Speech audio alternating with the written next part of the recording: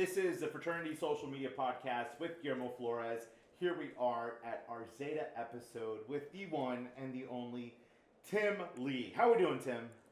I'm doing good. I'm happy to be here. Chicago has been great so far. Yes, this has been so much fun because Tim, tell us where you were born and raised. I was born in Westchester County, New York. It is the county outside of New York City. Once you go out the Bronx, you hit the bottom of Westchester, and then I live like near the top of Westchester. Okay. So yeah, so I was born and raised in Westchester, and then when I turned about 16, 15, like freshman year of high school, like probably right after COVID, just because the way COVID happened during our freshman year was terrible. Like, just happened for the whole year, and we had no school, no nothing, no friends, no nothing, no anything. So that was a whole thing. So I think I think that was when I started to, I guess, like get older and mature and grow up, and is when I met a lot of people that I knew in the city, and I had reasons to go do the city. As for before, the only reasons we went to the city was to like go to like Flushing, Queens, which is a big like Korean populated area. That's a big spot. Queens in general, because my dad grew up not living in Queens, but hanging out in Queens all the time, because all his friends live there. So we went to Queens all the time to go either get haircuts, food, groceries. They got like Korean, everything there. So like we would always be in Queens. That's awesome. That's the spot. Seeing what that looks like, going to see there. So this is now the Zeta episode of our podcast, and more than one of the FSM board members have mentioned the pandemic and the impact that it had on their life. And you just shared that you were a freshman in high school in 2020. Yeah. Well, it was the end of my freshman year. We had like from September to I guess about like we started hearing about COVID in December, and then in like end of February, March, it got real. And then I think it was like the second week of March we got a call, and it was like no school for the rest of the year, and like no classes, no homework, no nothing. Like you can check in with your teachers, but like all the work was optional. Like your grade didn't get docked or anything. So everything was just became like video calls with your friends, like not even video calls, but like audio calls, like on the computer, playing video games, stuff like that. And that was just kind of like the end of freshman year until we didn't really get high school back until like my senior year. And so I didn't really get to experience what high school was like before COVID for very long, because I only had about 6 months, maybe 6, 7 months in high school before COVID hit, and then everything changed. So, yeah, I think a lot of people that are currently like my age or younger have experienced that, either in high school or like right before high school, or still going into high school. COVID was a thing, and like that's something that is like really big in my opinion, because the older people like didn't experience that. For example, like when I was recruited to my chapter, the seniors that, or some of the people that were recruiting me, like did not experience COVID in high school. They were like, oh, I remember the chapter before COVID, and then like, Yeah. and like, I don't even know how to relate to you in some of the ways, because I can't imagine how the chapter was before, because it's completely different now. Yeah, because it's like you've never really had that pre COVID world, because you said earlier that it was like you were maturing after that space and after that time. So, what do you think that like what do you think that effect has been on like you, or maybe people who are your age during that COVID time? Because I don't know if I've really had a really real or deep conversation with someone who was a freshman in high school when COVID, first started.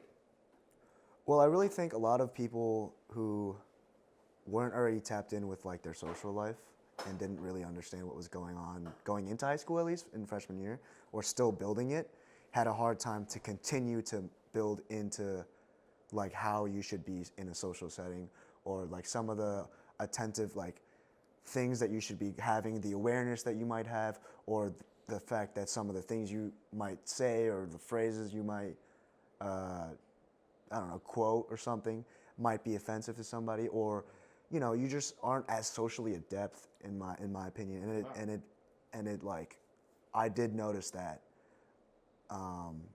like when COVID kind of ended, like, and I was going to college, I had to learn a lot of new kind of social skills that were more like not like taken away from like being confident or anything like that. It's just more like I didn't expect that me saying this, or for example, I needed to be aware of this because of these actions or something. Sure, Just because sure, like sure. I feel like I didn't have the experience doing that, because I, literally until junior year we couldn't have a lot of like genuine hangouts, I would say, Right. because you couldn't really hang out in person.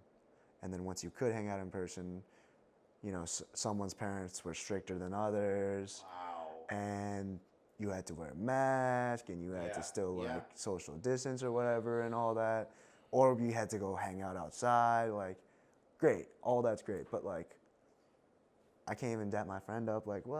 Right, You know what right. I'm Like saying? that's oh So like man, yeah, how yeah, so yeah, yeah. like a lot of things that we just like should have experienced, I think, in Yeah. high school, and a lot of the social things, especially like even simple things like school spirit, we Oh. should have experienced much, much more. And I kind of feel like I missed out, but it's not like anything crazy, obviously. It's just like I feel like a lot of our generation is missing some of that social aspect. And because of that, we're also very online. Yeah. But that's like another positive, because now you're finding a lot of people like me and Mason are in the same age group. And where are both of our skill groups in marketing and social media and, Right. and videos and all that kind of stuff? And that stemmed from like that time when we were all just online all the time. And at least parents had like work to at least still worry about, or bills to still worry about. But us,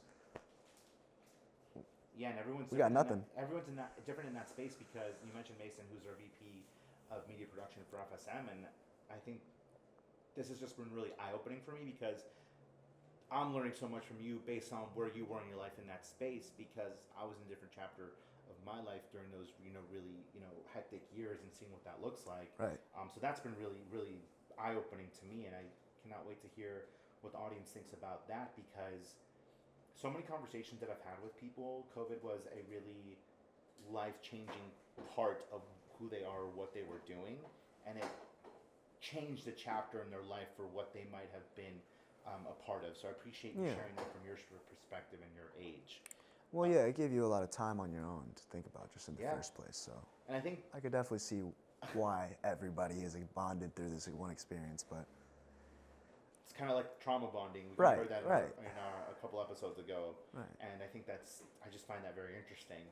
I would love to know, because something I've always been really interested in is like people romanticize cities, and I'm always really interested in what that looks like. And I feel like one of the top ones in the world is New York City.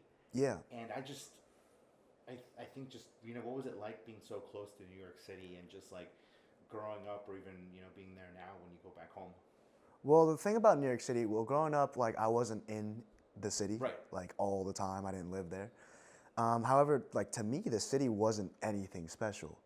And if we're talking about the city, we're talking about probably Manhattan.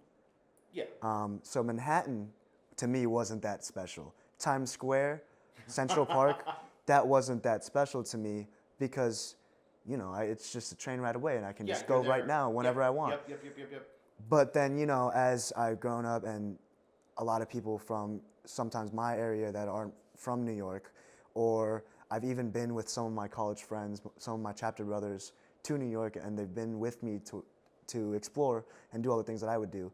And I see them amazed at like just such little things, and I'm like, Yeah. that's not what I expected you to be spotting out, I guess you could say. That's so cool. Yeah. And that was just has always been the vibe to me. Like the city's Manhattan is Manhattan, and the way people look at New York City, I think it's almost in like people think it's a bubble.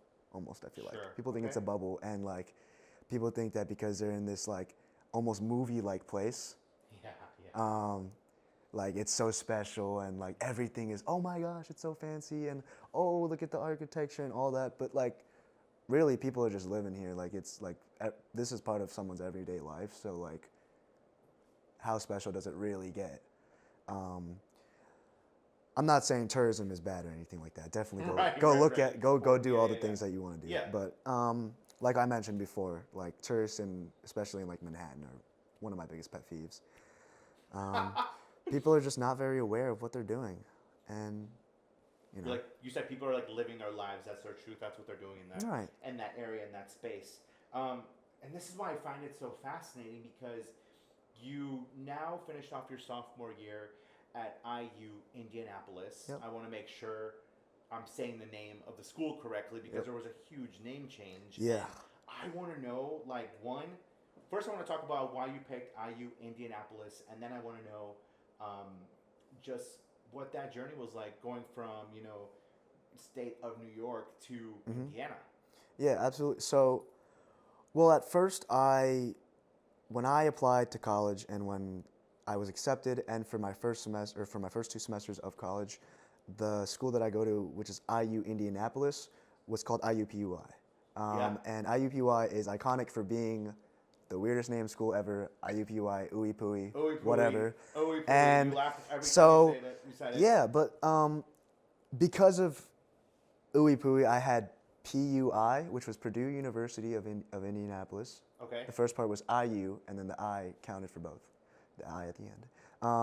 I originally went to the Purdue side for motorsports engineering. I was very into motorsports, and I was a big science and math kid growing up, so I thought that's what I wanted to do. And I set up my high school for that, got into college, and IUPUI at the time was the only school that offered motorsports engineering. So I came here thinking that I would get that degree. And my first semester, I rushed Delta Sigma Phi, the best fraternity in the world. I love that. Shout out Delta Sig. And yeah, yes, a lot of them are business majors, but growing up, I didn't like business, or I didn't think that I liked business, and just being surrounded by people that were into business made me open my eyes that there's so many different things that I can do, and wow, with a business degree, I can almost do whatever I want and go whichever direction I could ever want, whenever I want. And obviously, I had to kind of specialize in something. And I was the merch chair at the time. I still am, but I do more of the social media now. So at the time, I was a merch chair, VP of merch here at FSM too. So yes, sir. Going back to my roots here, but through that, it really was hey, what is merch like in reality? What am I trying to do? And it's to market, and it's to get our image out, and it's to get our word out, it's to get our logo out, our name out, our letters out, and that's the reason for a Rush shirt, or that's the reason for a fraternity shirt. Yes, it has to look cool, which it always does, but it also has to market your chapter the way it needs to. And so it was just super easy for me. I loved designing the shirts, and I loved helping the person at the time that was running social media just do all the marketing. So it was such an easy choice for me to specialize in marketing, and that's now what I'm going to get. It's going to be a business degree in marketing at the Kelly School of Business. So I'm locked in with that now. I think that's so cool, and I want to hear Tim Lee, FSM VP of Merch. What makes a successful Rush shirt? So I'll say a couple things. I have reels coming out, and they're in production right now. It's going to be, here's a little sneak peek. It's going to be called Merch Matters, and it's going to be going up over different types of merchandise that your chapter absolutely needs, and the reasons why. And the first one will be Rush shirts. So let me just go over a couple things. Rush shirts need to be, first of all, eye-catching. So the design or the theme has to be trendy, cool, whatever it is. Secondly, the art style has to be in the same realm, I guess is the right word, as the theme, but also not super kind of goofy or kids t-shirt kind of I see a lot of that stuff. And the third is that your branding needs to be clear, very, very clear. It needs to be exactly it needs to show that your chapter is like, sorry, it needs to correctly brand its own image within its shirt. So that means letters. Maybe on a rush shirt, don't use letters. Maybe use, for example, we don't use our 3 letters Delta Sigma Phi. We use D-Sig on our rush shirts so that people aren't just scared away by the letters. What is that? What is that? What is that? Yes, that can be really intimidating to people because they're gonna be like, "Oh, I don't know what that means." But I love something that has really stood out to me about your particular chapter's branding is that you use the D-Sig, you use the words Delta Sigma Phi. That's going to be more friendly to the eye for someone who might not know fraternity and sorority life, and that's most students. Right. I mean, yeah, no, coming into college, I wanted to be in a fraternity, yes, but I didn't know that Greek letters and all that kind of stuff, how it worked, and that I needed to know it and how to even read Greek letters. Additionally, for at least on our campus, our chapter goes by D-Sig, or at least the public and the student body knows us as D-Sig. Not a lot of people say Delta Sig or Delta Sigma Phi, or even DSP. Some places they have that. Oh yeah. But for us, it's D-Sig, and everybody says D-Sig. And I met Delta Sig as D-Sig, so I just if we're the ones saying, hey, our chapter is D-Sig, how can we not market ourselves at least on social media and at least on our merchandise as D-Sig? Because we can't say one thing and not be one thing. Could you please shout out your chapter Instagram, because I feel like you have been doing some really, really great work the last year or so that I've known you. Yeah, our chapter Instagram is at @deltasig_indie. There's a lot of cool different ideas I've tried and emulated on there. A lot of recap reel stuff for a lot of our big events at least, and just general kind of you can copy or use it as an example on how you can post different things like a senior spotlight or something like that. Yeah. You can, next piece is you can read the data, you can read the articles. You're seeing that a lot of students are going to school out of state. They want a different experience. They want something new because they said maybe they didn't get the full high school experience because of COVID or something else. What advice do you have for out-of-state students? Because one of my favorite things with FSM and our board is that I get to see all of you thrive, and I see you thrive in your chapter and your school experience. So what advice would you give to students who are going to school from another state? Yeah, man. I mean, so I wanted to originally leave because I wanted to really get away from home more than I wanted to experience something new. I just wanted to be away from kind of my parents for a little bit and just be on my own, because I like that vibe. I like independence, you know. But I would say when you first come to college, try to meet as many people as possible. I should have met more people. If I could go back, I would try to meet almost everybody that I ran into. But I was a little cold at first, you know, trying to be a little. Yeah, I love it. But I would also definitely recommend at least being interested in a Greek organization.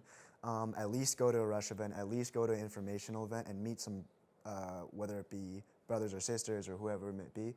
Definitely go at least meet them and see if you can bond with a couple of them, and just see. Because even if you've met a good group of people your first week or two, you don't know where that's gonna go. But if you are locked in with a couple people in a chapter, you have that whole chapter as, yes, you're just because you're in, they have to be friends with you, sure, but you don't join a chapter because you want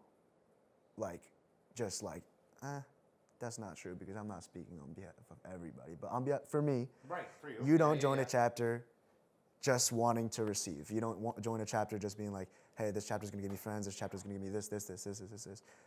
You have to you're joining a chapter to be like, hey, I meet these people, they're really cool, I like them, I want to be friends with them, and these are the things that I just are required to not be able to, but be comfortable with hanging out with these people. Or for example, if you meet a couple people that maybe you want to live with, and they're in the sorority, how can you live in the sorority house without being in a sorority?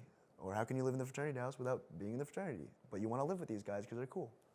So I'm not saying like you're forced into like a decision of being in a fraternity, but there's a lot of different reasons that you might not think of off the bat to join a fraternity other than like popularity, I guess you could say. Sure, and that's a real topic when it comes to it. I want to kind of wrap up this episode with just sharing that you hit the ground running with FSM as soon as you got on the e-board in December. We met in December while I was at a conference in Indianapolis. You drove up really quickly because it was by where you go to school. And then the first event that you did with us, you did a photo shoot and worked with me on social media content for the Phi Kappa Tau fraternity Zeta Academy. What was it like being like the only D-Sig at a fraternity event with over 200 guys from another different fraternity? Yeah. Because you were just so in your element and you crushed it. And I think that could be really intimidating for people. So what was that like? Well, I mean, the biggest thing is like I was there to do a job, realistically, and I had to get what I needed to get done. And I knew that like if I didn't get it done, we didn't have content. Is the first thing. And the second thing is that like, why does it matter that they're in a different fraternity? Because I'm on the IFC exec board and I interact with all these other fraternity men. Why does it matter that we're in a different chapter? There's nothing that actually sets us apart as human beings.